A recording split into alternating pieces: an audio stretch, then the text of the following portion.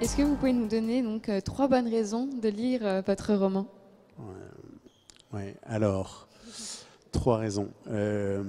La première, ce serait si, si vous avez le goût des personnages féminins forts. Moi, c'est quelque chose qui m'a beaucoup inspiré. Voilà, j'avais des prédécesseurs en littérature qui avaient fait ce genre d'exercice, mais je trouve qu'il n'y en a finalement pas tant que ça. En tout cas, des hommes qui écrivent sur des personnages féminins très puissants comme ça.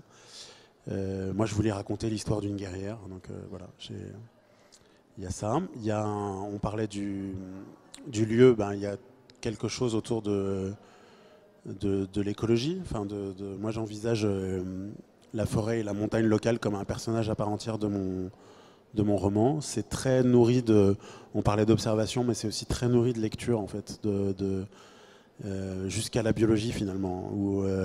Alors, pas seulement, hein, j'ai lu des choses qui ont trait plutôt au travail de forestier. J'ai lu des choses de la fiction, mais sur ce genre d'environnement, qu'elle soit américaine, française, il y en a partout.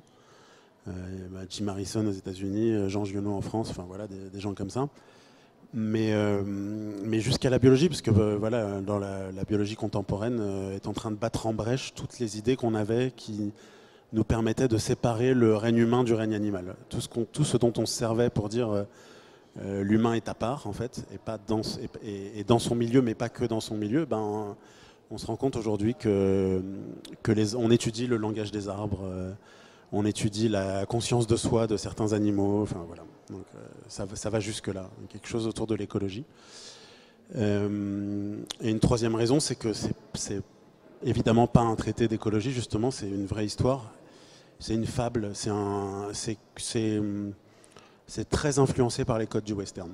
Voilà, si vous aimez les romans un peu aventure, western, ce genre de choses, voilà, c'est dans cette veine-là, clairement. J'ai été très inspiré et par des livres de cette obédience et par les autres arts, hein, par le cinéma, voilà.